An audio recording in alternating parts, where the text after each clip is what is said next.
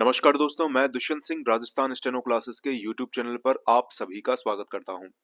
आपका डिक्टेशन मासिक पत्रिका के अंक 36 से लिया गया है।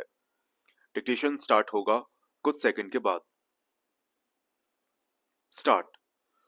राष्ट्रपति महोदय, हमारे संस्थापकों ने जिन परंपराओं की नींव रखी थी, उन्होंने इन 50 वर्षों में हमारा भली भांति मार्गदर्शन किया है। जैसे जैसे हमने प्रगति की है, उसी तरह हमारा लोकतंत्र भी परिपक्व हुआ है। भारत विश्व में सबसे प्राचीन सभ्यता वाला देश है, लेकिन एक गणराज्य के रूप में नया है। तथापि लोकतंत्र कानूनी अनेकत्व तथा दूसरे के विचारों को आत्मसात करने की क्षमता ने अपनी जड़ें इतनी गहरी जमा ली है कि उन्हें कोई हिला नहीं सकता। एक लोकतंत्र के रूप में जानते हैं कि हमें समय के बदलाव के अनुरूप ही अपनी लोकतांत्रिक परिपाटियों को ढालते रहना होगा।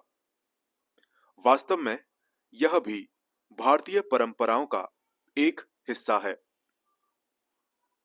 सदियों से हमारी सभ्यता को अनेकत्व से शक्ति मिलती रहती है, जिसमें नई सोच, नई अवधारणाओं और नए प्रभावों को ग्रहण करने और अपने को उनके अनुकूल बनाना शामिल है। तथापि कुछ आधारभूत सिद्धांतों जो भारतीय अस्मिता के सार हैं, इस प्रक्रिया के दौरान भी अक्षुण्ण रहे। हमारी स्वतंत्रता की लड़ाई सशक्त राष्ट्रीय चेतना और हमारी जनता की व्यापक भागीदारी के साथ साथ लोकतांत्रिक बहस के आधार पर लड़ी गई। उपनिवेशवाद के हमारे अनुभव से निर्णय की स्वतंत्रता, आचरण की स्वायत्तता तथा निरंतर भेदभाव एवं असमानता पैदा करने वाली सामाजिक प्रणाली एवं व्यवस्थाओं के प्रति हमारे विरोध को और अधिक बल मिला। भारत 50 वर्षों से विश्वव्यापी निरस्त्रीकरण के जरिए अंतरराष्ट्रीय शांति और न्याय संगत सुरक्षा के लिए निरंतर प्रयास करता रहा है। हम विश्व को परमाणु हथियारों से मुक्त कराने की दिशा में अभी भी प्रतिबद्ध हैं और हमारा विश्वास है कि विश्व में सुरक्षा का माहौल बनाने का यही एक रास्ता है। तथापि हम देख रहे हैं कि विश्व में परमाणु हथियारों और मिसाइलों को जमा करने की होड़ लगी हुई है। यह होड़ बेरोक टोक जारी है। हालांकि हम संयम और जिम्मेदारी के साथ अपनी परंपरागत नीतियों का पालन करते आ रहे हैं, फिर भी न्यूनतम विश्वसनीय परमाणु प्रतिरोधक क्षमता को बनाए रखने का हमारा निर्णय हमारी सुरक्षा आवश्यकताओं के वास्तविक आकलन पर आधारित है।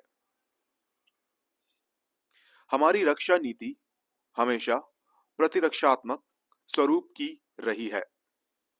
राष्ट्रपति महोदय, हमें इस बात की जानकारी है कि आप परमाणु अप्रसार मुद्दे को काफी महत्व दे रहे हैं।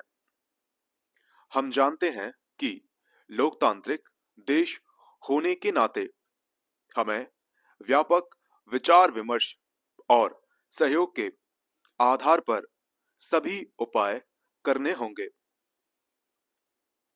राष्ट्रपति महोदय, भारत ने हमेशा ही अपने पड़ोसी देशों के साथ आपसी विश्वास के माहौल में तथा परस्पर लाभकारी प्रयासों के आधार पर अपने संबंध विकसित करने की कोशिश की है। दुर्भाग्यवश हाल ही में जो घटनाएं घटी हैं, उनसे एक पड़ोसी देश के साथ विश्वास पर आधारित संबंधों पर बुरा असर पड़ा है। हमारा दृष्टिकोण व्यावहारिक है। हमें विश्वास है कि परिपक्व राष्ट्रों को आपसी मतभेदों का स्थायी एवं व्यावहारिक हल केवल शांतिपूर्ण और द्विपक्षीय बातचीत के जरिए ही ढूंढना चाहिए।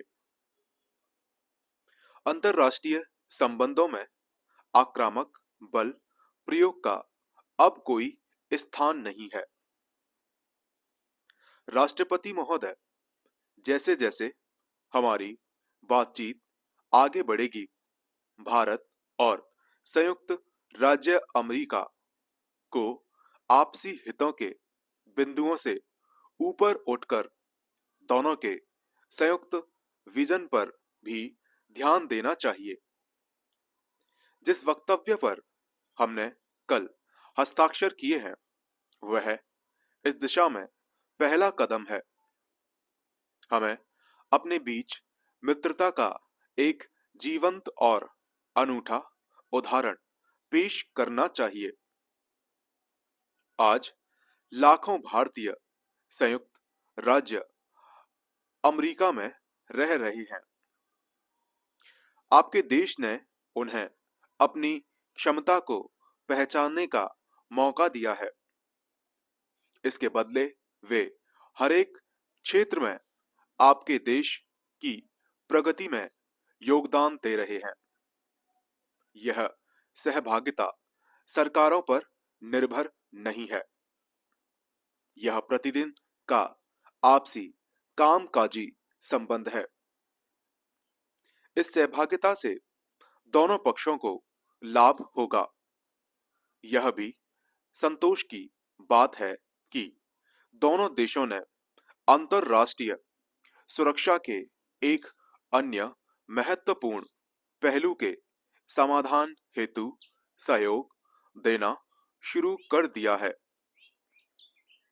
आतंकवाद की समस्या, जिसका संबंध चरमपंथ की विचारधाराओं से जुड़ा है तथा जिसे नशीले पदार्थों के अवैध व्यापार के जरिए वित्त पोषण किया जाता है, आज राष्ट्रों के लिए एक सबसे बड़ी चुनौती बनी हुई है।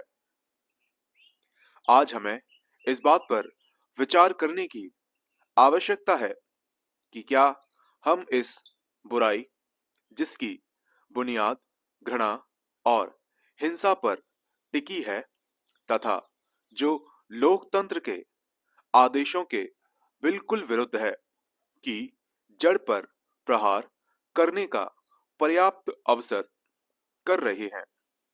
हम संतुष्ट नहीं हो सकते, न ही हम ये वायदे सहन कर सकते हैं कि हम सही निर्णय लेने के बिना इन्हें पूरा नहीं कर सकते।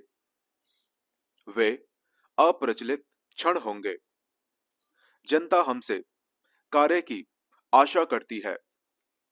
मुझसे ऐसा करने की आशा रखते हैं तथा वे आपसे भी ऐसा करने की आशा करते हैं।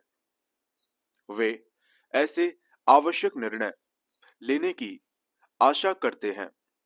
संपूर्ण विराम।